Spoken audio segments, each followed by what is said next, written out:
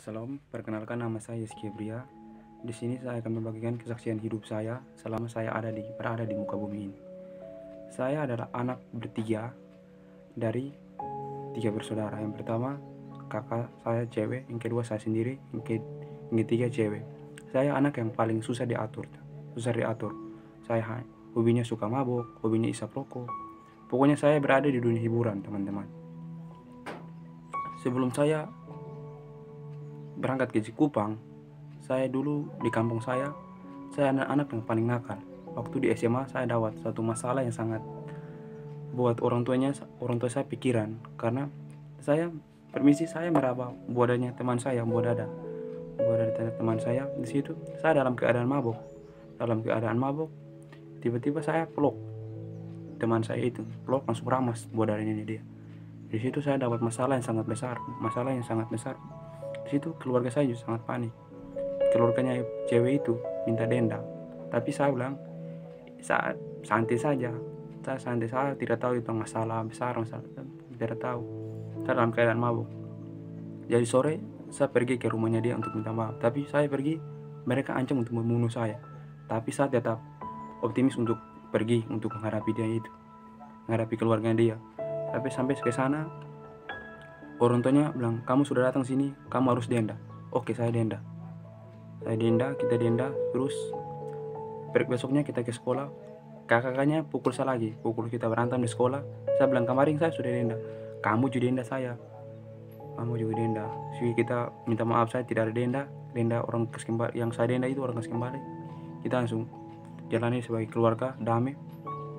Untuk saya tamat dari SMA, saya keluar, saya minum mabok, isap rokok, party. Pokoknya saya anaknya anak party, anaknya happy aja.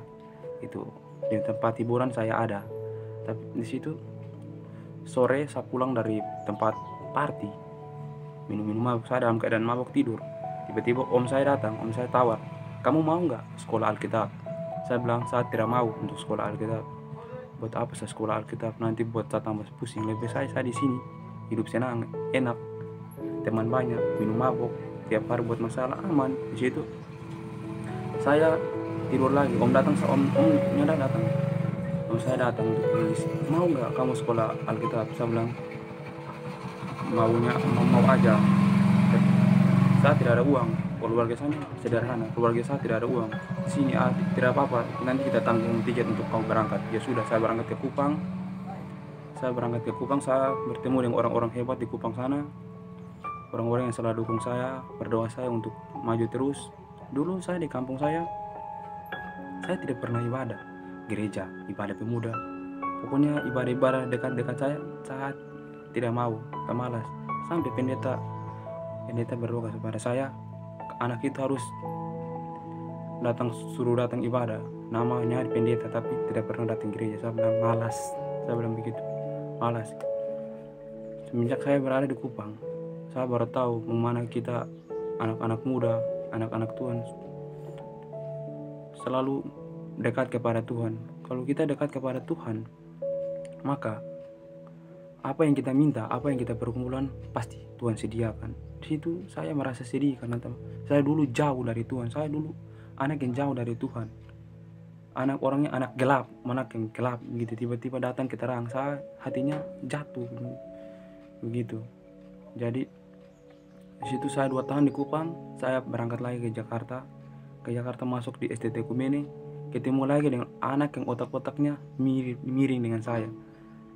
Saya pernah dapat masalah di kampus dengan teman saya dari Nias. Di situ saya pingin pukul begitu, mau pukul, tapi saya tahan emosi saya. Anaknya orangnya sangat emosi. Kalau mau berkelahi kita berkelahi, kalau ada fisik ya kita berantem saja. Tapi di situ saya tahan emosi karena saya tahu kita sekolah Alkitab. Kalau bukan sekolah Alkitab, kita sama-sama pukul langsung keluar dari kampus, fix begitu saya. Tapi teman-teman saya selalu dekat dengan saya, bilang, Rizky jangan begitu, tinggalkan masa lalu kamu harus ikut Tuhan, kamu kan calon pendeta, jadi kamu harus tinggalkan masa lalu kamu, lalu kembali ke jalan yang benar. Saya masuk di asrama Ekumene, selalu saya mendapat satu obat itu obat terlarang, Malam itu saya pulang pemuda, pikiran saya lagi sakit kan, dapat masalah di kampus.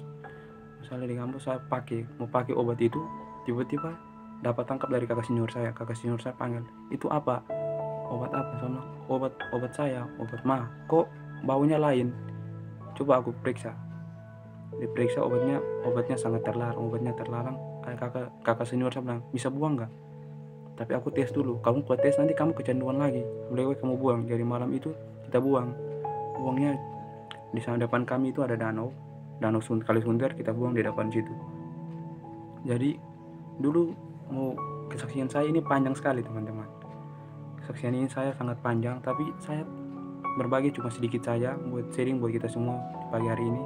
Jadi kita anak-anak muda yang masih jauh dari Tuhan, coba kembali ke Tuhan untuk curhat untuk bisa Tuhan dengar dan kita bisa hidup dengan damai kepada Tuhan. Jadi ini kesaksian saya. Saya mengucapkan terima kasih. Shalom buat kita semua.